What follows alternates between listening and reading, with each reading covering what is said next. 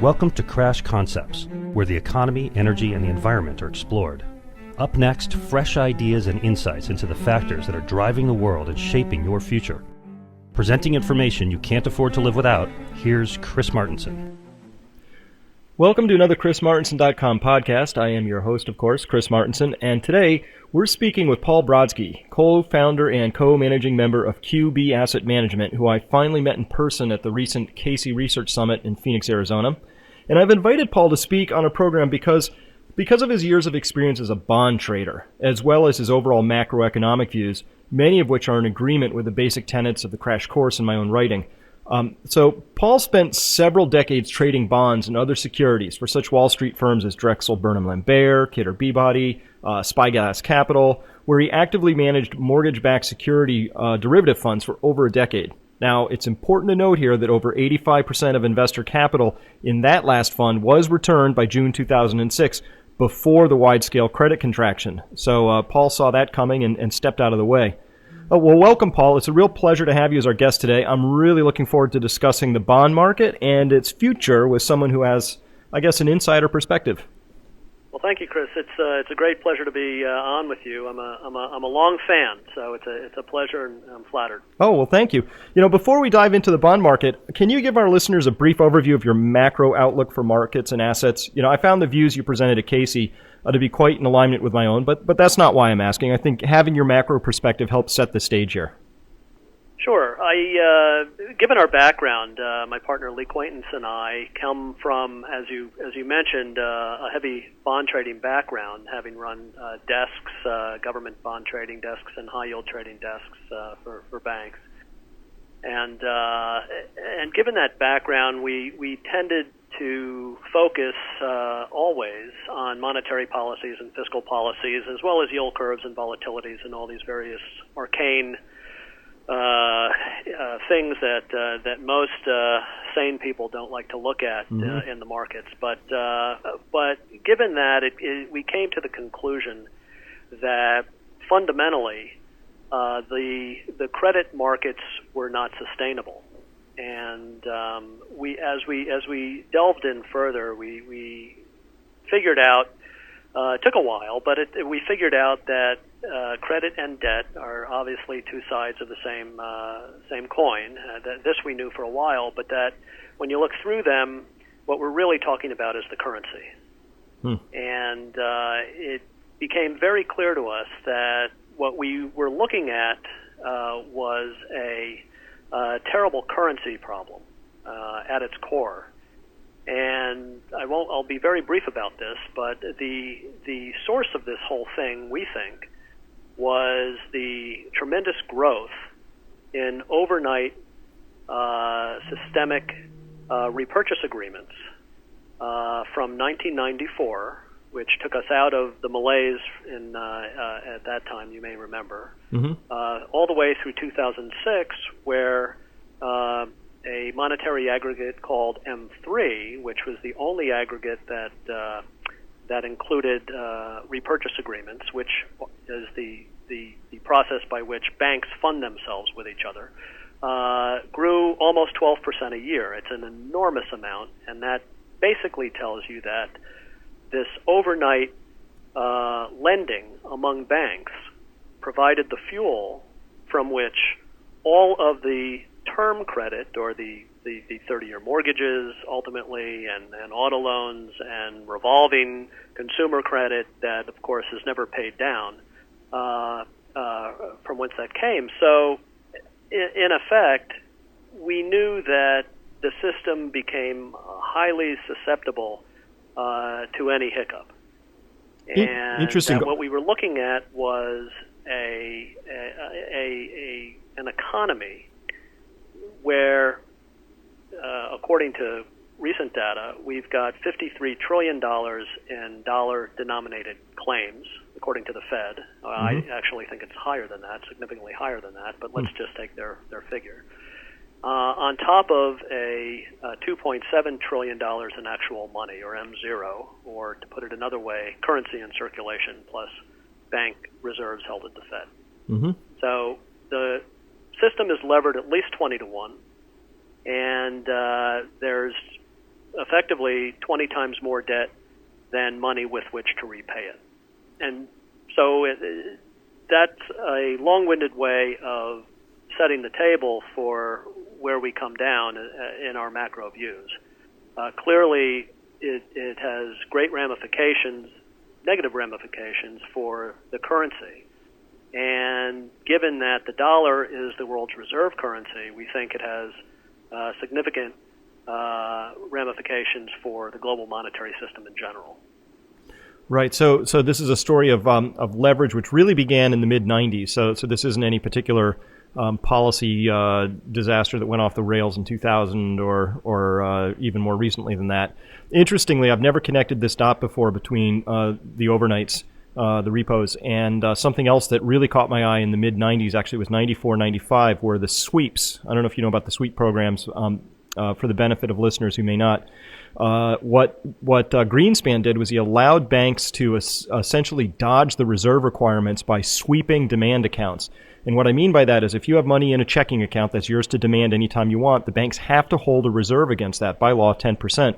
But banks were allowed through this policy tweak that the Fed had done to effectively sweep that money out of that account just before the stroke of midnight, so that at midnight, when they take the snapshot and say, how much money do you have that you have to hold in a reserve against, they would sweep the money out of the way, the snapshot would be taken, look, there's no money, we get to hold very light reserves here, and then the money would get swept back in at, say, 12:01. But during the snapshot period, whoops, it would disappear.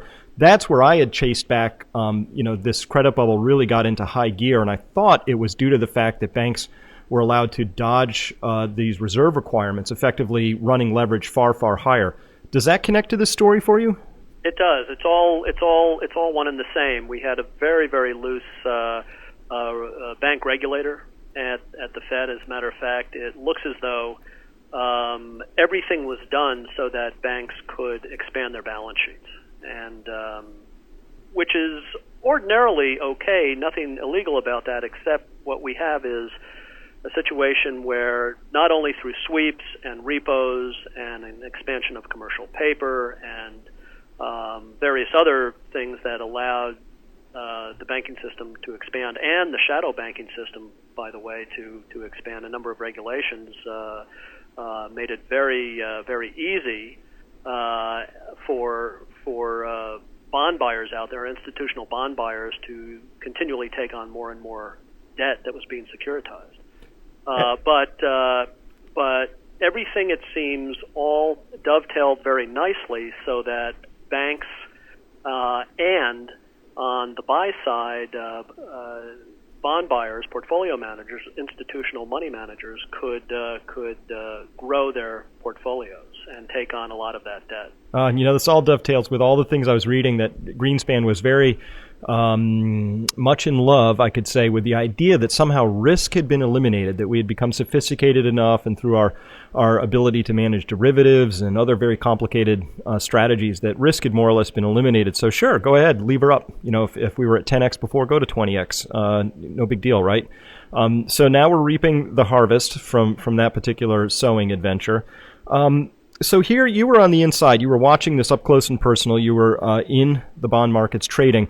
So can you give our listeners a general primer on what a bond market really is? How does it work? I mean, when we say bond market, is it like a stock market? And if not, how is it different? How is it the same? What are we talking about when we say bond market? Well, like anything, there's no simple answer. And at the risk of oversimplifying, which I'm happy to do, just to give a general overview. The bond market naturally is made up of many different markets, and there is no centralized exchange on which bonds trade. Let's first take a look at the government bond market, because that acts as obviously the benchmark for interest rates. Yep.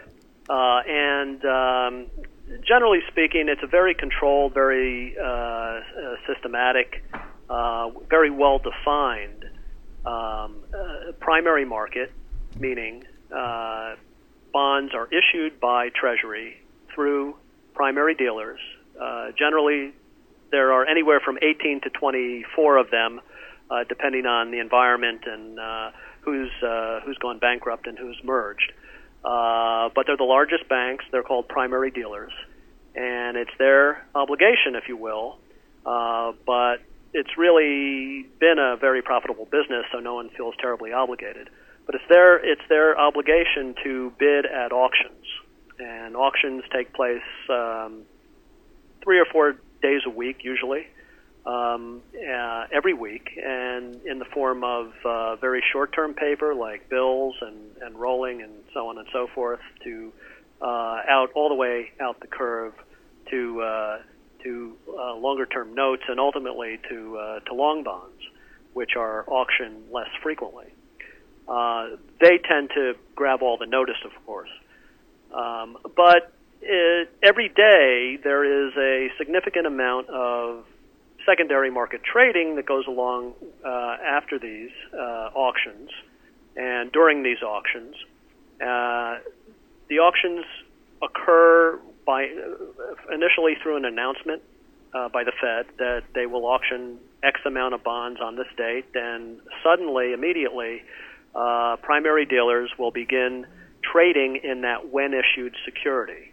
They will short the notional security that hasn't yet been issued, and they will try to cover at the auction. And so during the when-issued period, which anywhere from a few days to a week before the actual auction, they will find a market for an interest rate, and obviously then they will try and cover at the auction.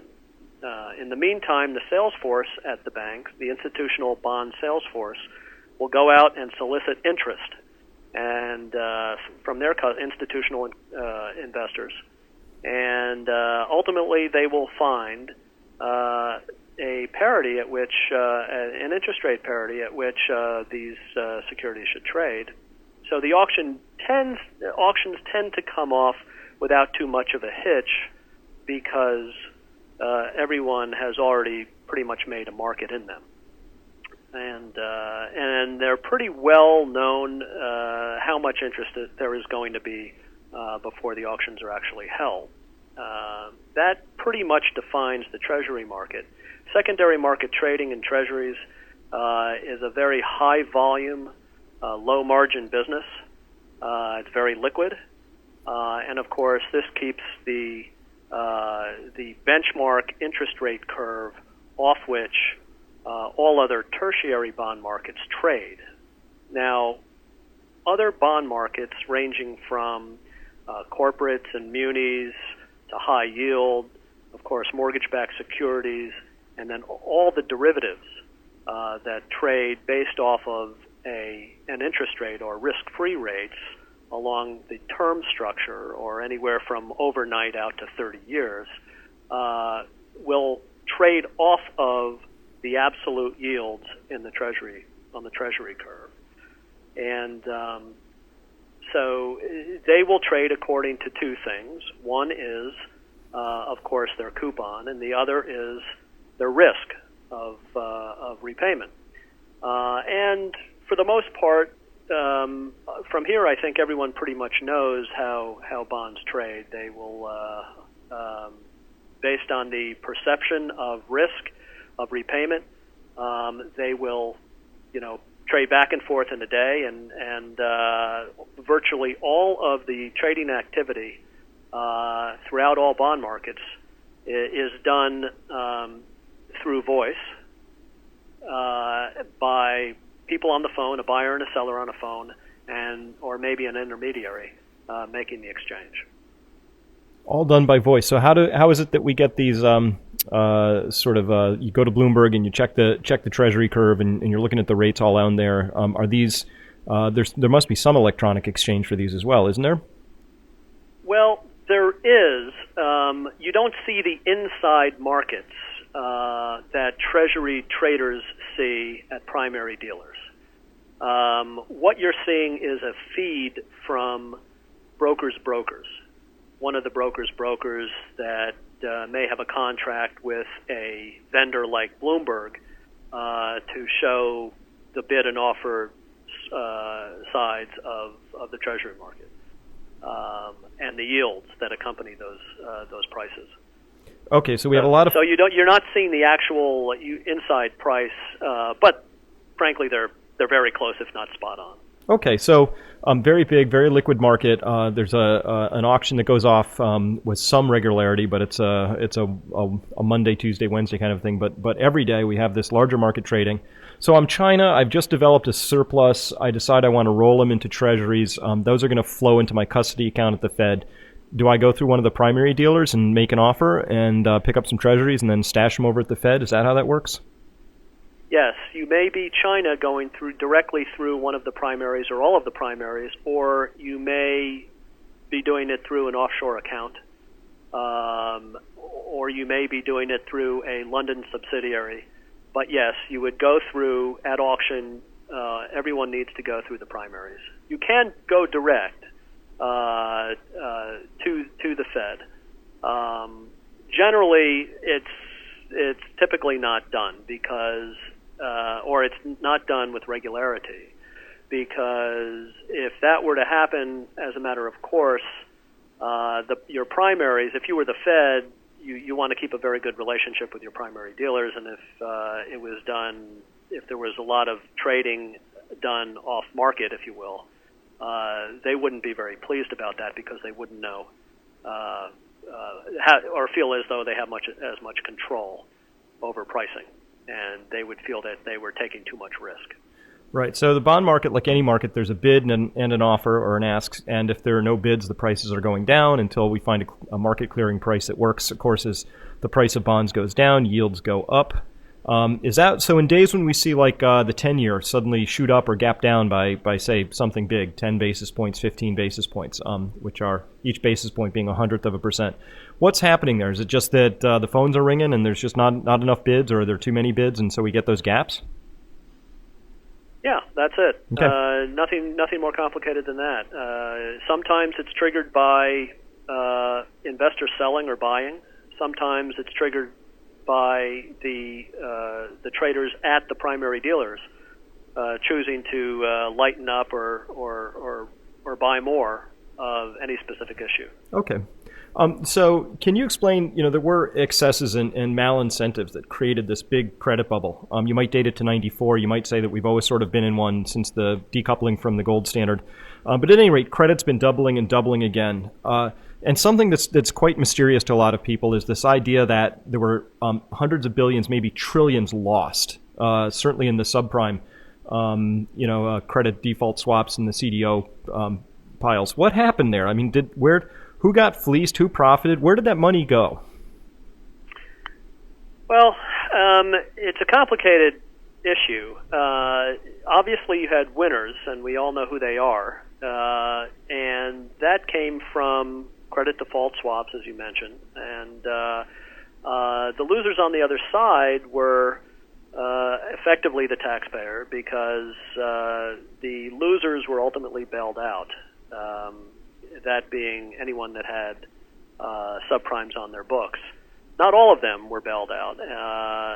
Obviously, real money, if you will, an institutional investor that held subprime loans in their portfolio, and these were pensioners and money managers that were investing in bonds on behalf of pension funds.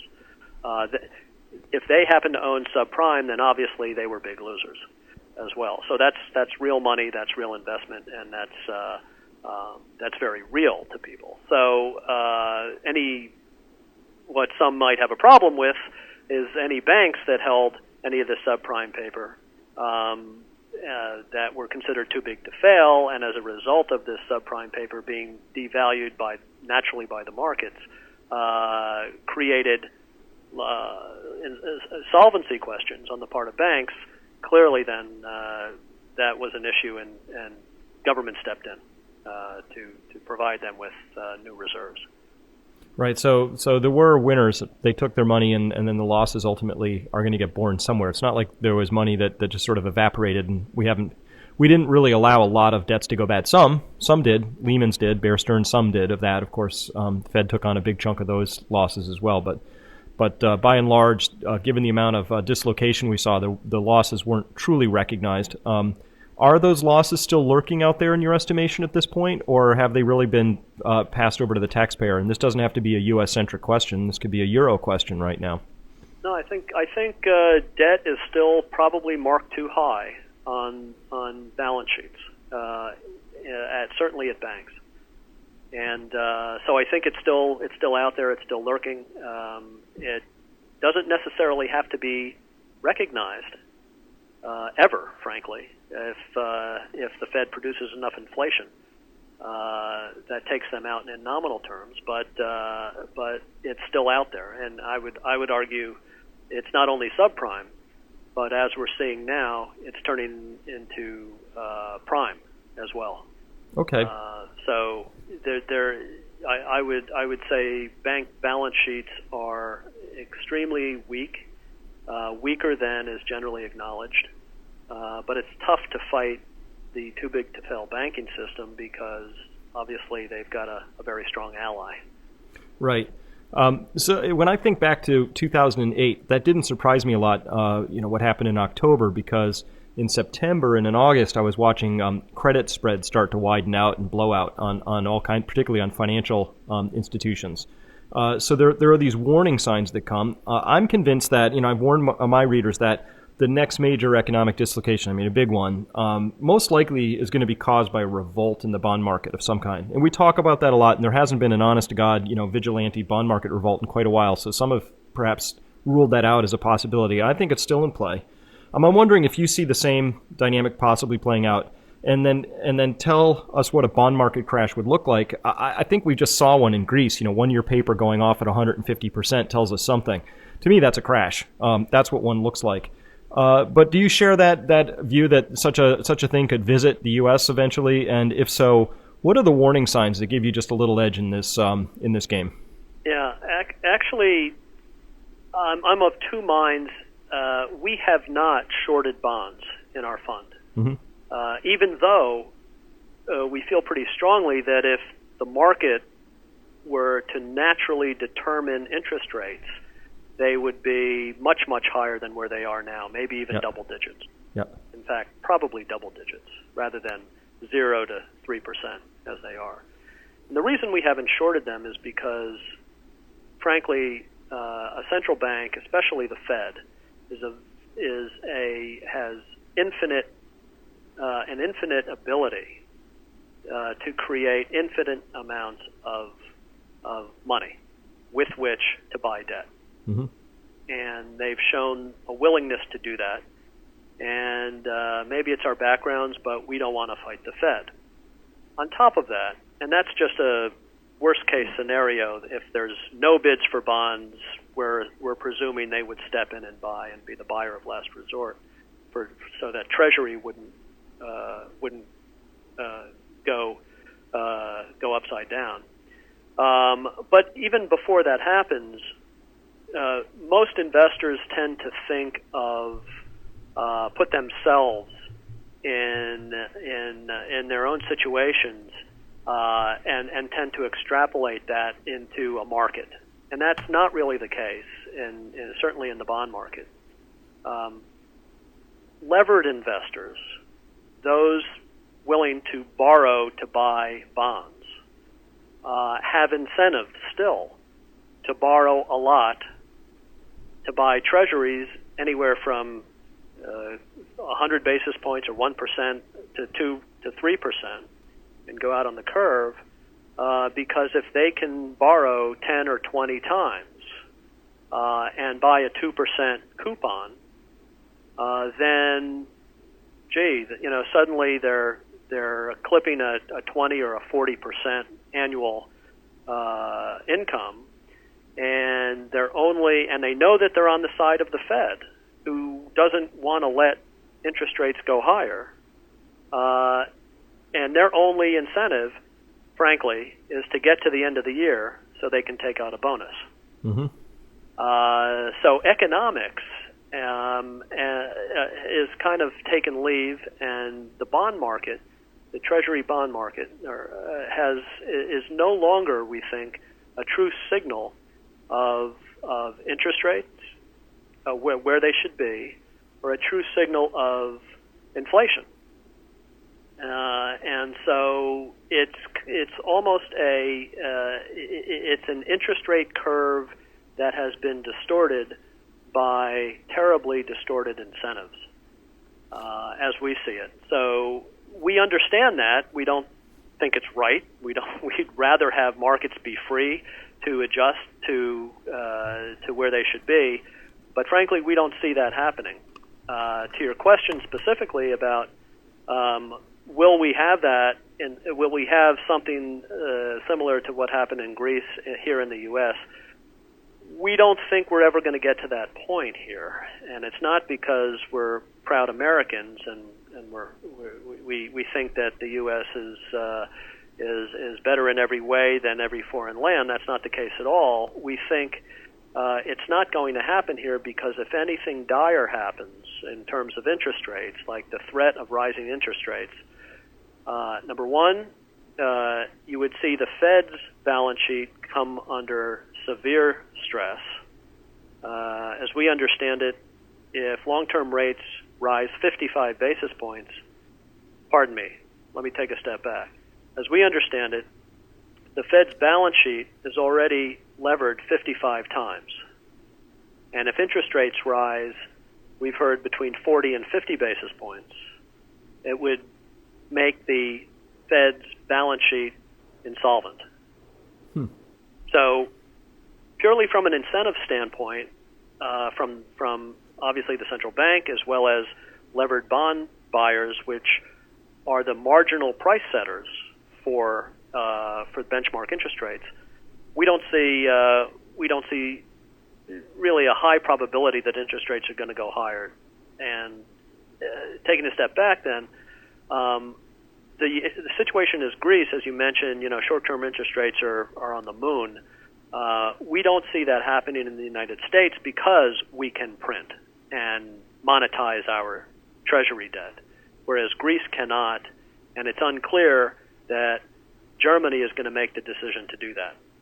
And so that's why you're seeing it's as though if California didn't have the printing press in Washington, or a better example would be Ohio presently, you would see Ohio municipal bonds trading at 100% or higher. But obviously, Ohio has the Fed in Washington willing to create dollars should something happen.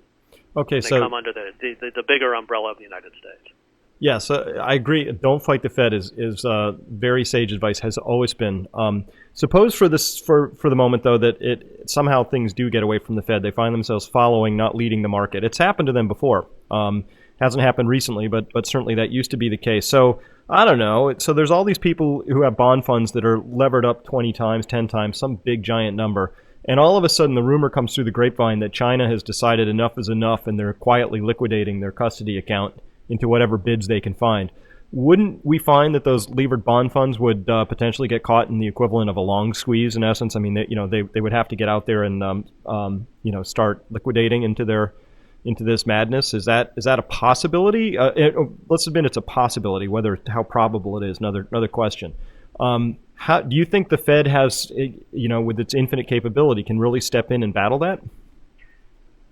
Well, functionally, yes, they can, because again, if let's say China has $3 trillion in dollar reserves, just to pick a round number, yes, the Fed could print $5 trillion if they wanted to. They would always have more money than bonds outstanding, number one, and they could always assume anyone else's debt because there's literally no limit.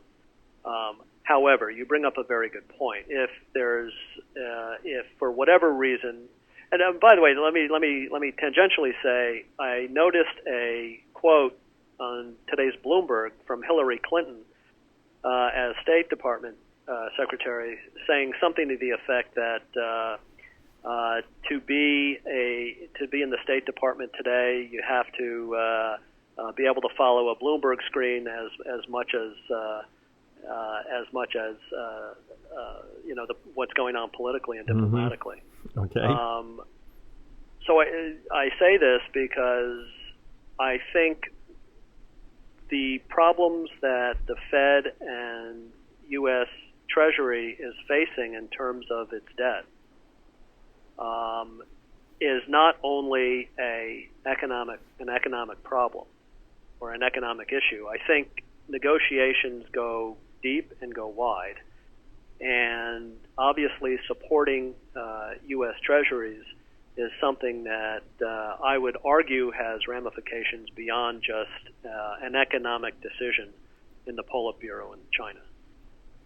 But yeah, national security. Having said all that, yes, of course it's a possibility. If they decide, if we anger them, and for whatever reason, and they decide as retribution, or maybe it is an economic decision that they just don't want to own treasuries anymore, and they decide to liquidate. I would suspect at that point you would see maybe even a formal devaluation of dollars. And we could go into that in a bit if you'd like, but I would think that's the point at which you would see, obviously the Fed would have to come in and buy a bunch and monetize a lot of debt. But my guess is that you would see something more formal. And we'd go into a weekend and we'd come out of the weekend with a completely different new monetary system. Okay, interesting. So where what I'm hearing here is a fairly simple story then. Had a very long, very protracted credit bubble. It ran up pretty hard. And the Fed has nearly infinite or probably infinite capability to just manufacture credit, or what we call money, out of thin air. All U.S. debt is denominated in U.S. dollars at this point in time, so there's really no external forcing function. So guess what? Printing can always happen. You started all of this by saying that when you peered through this landscape, what you saw was actually a currency risk. Let's go there for a second, if we could. How would that play out if it doesn't really play in a big bond market route? Something has to give in this story. You're saying it's the currency. What does that play out like? I think the Fed is going to have to continue printing. They're going to go significant QE3 at some point. Don't know exactly what form it'll take, but they're going to have to monetize debt. The process of doing that is, I'm sure your listeners know, is when you buy debt, you print money with which to buy it, and which moves new money out ostensibly into the system, but as we've seen, it only goes into banks as excess reserves. This process is the exact process of inflation. So if you print $1, you're diminishing the purchasing power of that dollar through dilution. And it's a very easy thing to understand. $4 chasing, let's say, the same amount of goods and services and assets must drive the price level higher for those goods, services, and assets. And so what we see happening is through this process of money printing, we will have rising prices that rise much faster than wage growth or income growth. And it's going to make the ability to service debt that much harder. The point here is that they can make the appearance of growth happen by just printing money and raising the price level. Yet real growth will contract at the same time. And to get your mind around this, I think the easiest way to think of this is, let's say last year I produced 4 widgets and I charged $2 a piece for each, and my output was $8. Mm-hmm. This year, after, say, the Fed prints a lot of money, I can charge $3 for my widgets, but I can only sell 3. Well, I had to fire a person who produced the widget. However, my output this year was $9 instead of last year's $8. Mm-hmm. So it looked as though we have output growth, and in nominal terms, we did. However, I had to fire someone who was a consumer and so on and so forth, and a taxpayer, and so the real economy actually shrunk while nominal growth rose. And so this is what has already been happening. The pressures, the fundamental economic pressures that build through this this juggling act of trying to keep all the balls in the air by printing money and giving the appearance of growth and trying to instill confidence among consumers and among factors of production and among manufacturers and so on and so forth. It really can't last if there's no fundamental reason for it to continue. So in reality, we think that they will print a lot of currency. The real economy will shrink. However, the good side of this whole thing in an aggregate sense, and I'm not judging the merits or whether or not it's moral or anything along those lines, but since the U.S. and Western Europe and Japan, the great majority of our populations are indebted. By printing all this money, the prices will rise, and eventually even our wages will rise. But the only thing that won't rise is the amount we owe. And so this process of inflation reduces the burden of repaying debts, both in the private and the public sector, while it doesn't reduce the debt at all. But it does act as a deleveraging. You can delever either by letting credit deteriorate, and that has all terrible ramifications because you actually do have real contraction in the economy, or you can print money to meet the notional value of the debt, and those are the two ways to delever. And I think they're clearly going to print money, and that's the process of deleveraging they're going to take, thereby inflating away the burden of repaying the debt. There's all kinds of reasons that there's really no opposition to the idea of printing at the political sphere. They love it. Politicians tend to get tossed out during deflationary episodes. Inflation, they tend to hold their jobs. So there's a Jobs Creation Act for political people buried in there. And also, government can't tax deflation, meaning if I hold an asset like a house and it inflates 100%, some of that is taxable depending on the size, or any asset that inflates, that's a taxable moment. A deflating asset is not a taxable event. So you can't tax deflation. There's another reason we hate deflation, because it doesn't perpetuate the entire model of continued growth. But, at some point in every credit bubble, and this has been true through all of history, and Reinhardt and Rogoff certainly proved that, at some point you can't go any further. Even leaving aside that, we might imagine there are natural resource pressures from peak oil or from other resources, or that there's natural limits being hit. Forget about all that. There's always a moment when your credit bubble just can't go any further. There are no more noses that can fog mirrors that can take out a loan. How, in your estimate, you're looking at all of this. They've been pulling on the ripcord of the chainsaw as hard as they can, trying to get this thing started again. Have they? And if they can't, don't we just face some sort of deflationary outcome anyway? I think before we ever get to a truly deflationary outcome, meaning output contraction, shall we say, the Fed will formally devalue the currency, which will solve all these problems. They can do it tomorrow if they chose. Isn't everybody trying to devalue their currency?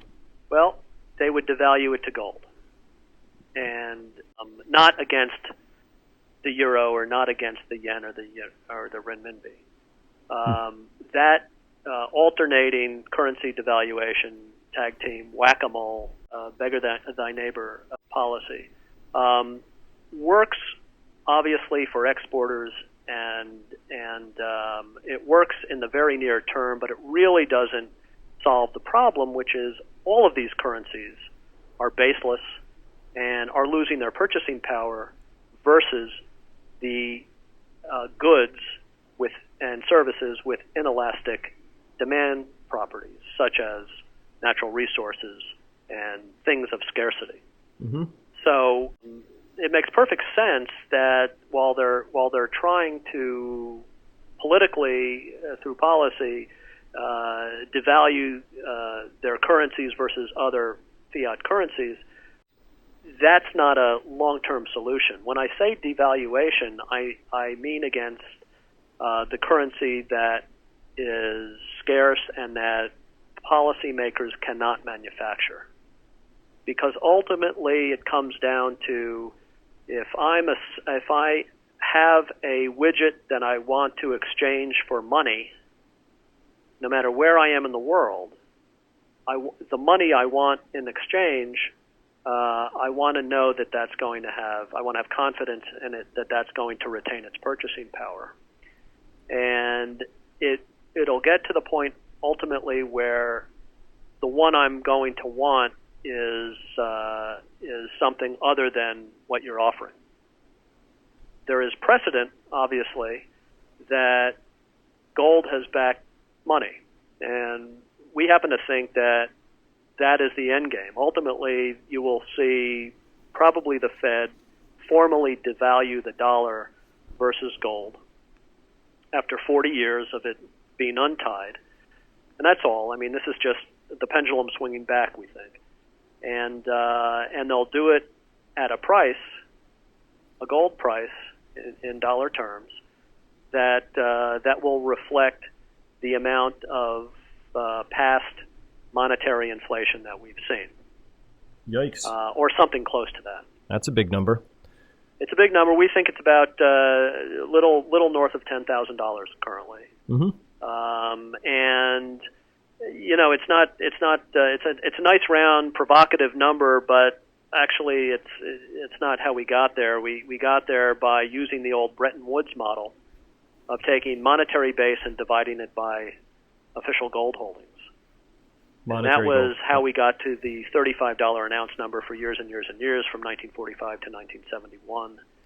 When we went off the Bretton Woods model, and Nixon went off the gold standard, the gold exchange standard in 71, we have inflated the monetary base, and most of that has come just recently, and to the point where now an ounce of gold would be worth a little north of $10,000.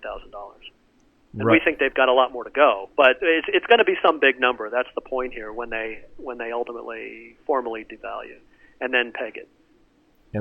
So it's basically a return to a gold standard of a sort of some kind, and so that's a pretty big monetary event, obviously. Well, it is. It's not as it's not. Right now, it sounds terribly radical. In the sweep of a few generations, it's not that radical. Who would have thought?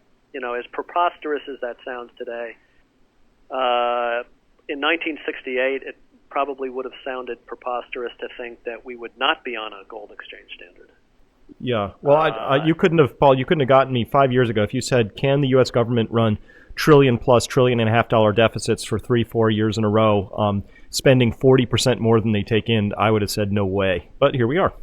Here we are. And the issue now is one of leverage. We're so far over our skis that the driver, the economic driver has become, and decision making among most all economic participants is, can I service my debt, rather than what do I want? Mm-hmm. And at that point, economic function begins to collapse.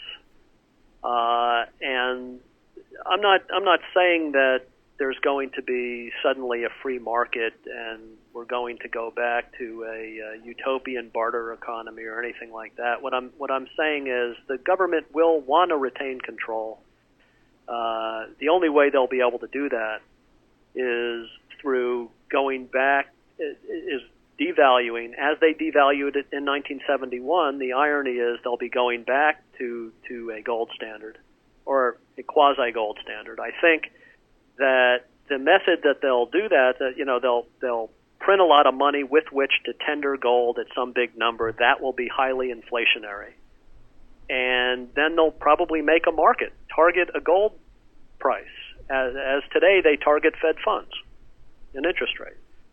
They'll target a gold price. So, we'll buy your gold at 10,000. We'll sell you our gold at 10,200. And if too many people tender, then they'll take the price down, and vice versa. And what I think that would do, that's not a gold standard, by the way. That is maintaining a credit market in effect.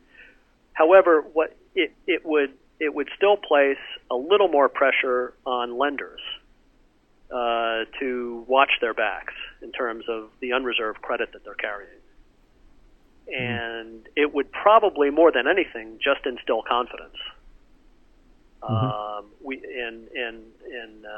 in dollar holders after the devaluation. Yes. That it would retain its value. We don't think they're going to go back. They're going to go to a fully reserved lending system. We don't think that's in the cards. We think banks will still cheat and lend out much more than they have. They'll be able to inflate another day, but we think that there will probably be an event that attempts to push the reset button, which would instill confidence and probably, in all likelihood, be pretty stimulative for the economy. And we think that that's what it would be. So that all fits and makes sense. So do you have any advice for the average retail investor looking to maybe not swinging for the fences, not looking for a lot of risk here, just looking to preserve purchasing power? I'm guessing gold fits into that for you. Is that the kind of landscape we're in right now? We're just seeking to simply hold on to what we have and while the dust settles? Well, yeah, I think if you look at gold, it's and you start to think of it as a currency, which it is, and not as a commodity, a volatile commodity. All gold does, I think, is handicap the likelihood that there will be a deleveraging or a new monetary system. And at 250 an ounce, it was the market thought it was a very low likelihood. At 1600, it's a higher likelihood. And if there is a reset in the currency global currency regime, maybe gold becomes worth 10,000 or even more. Who knows? Or something, not even 10,000, whatever they can get away with. But it's some bigger number. So yes, in answer to your question, I would say gold should be thought of as cash in the best currency. I would suggest anything scarce with inelastic demand properties, and that's how we get to energy and how we get to agriculture and various other things.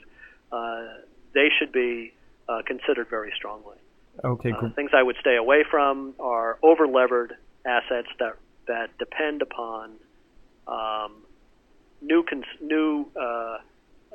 credit issuance or new debt being assumed, I should say, to drive earnings. Okay. And that's great advice. How about, so your fund at QB Asset Management, can you let our listeners know a little bit about that and where they can find out more about it if they're interested? Well, it is a private fund for accredited investors only, so there's very little I can talk about. Okay. But I'm sure if anyone wants to talk to me about it, I can be reached at pbrodsky@qbamco.com. Okay. And I'd be happy to speak with anyone and correspond with anyone who might think that they're interested. Okay. Well, fantastic. That's all the time we have today. I really want to thank you for your very clear explanations there. I hope we've really covered the bond market and let people know how it works, and also your views. Very interesting that don't fight the Fed. They're pretty big. They have a printing press. They're not afraid to use it. Count on it. And that's, if I can sum it up thusly. So, hey, Paul, thanks a lot, and I really appreciate your time today. You bet, Chris. Thanks so much. All right. Bye-bye. Bye-bye. This concludes this podcast by Chris Martenson. To gain further insight into where things stand today and what might happen tomorrow, please visit chrismartenson.com. That's ChrisMartenson.com. Please join Chris Martenson next time to continue your journey toward awareness, understanding, and action.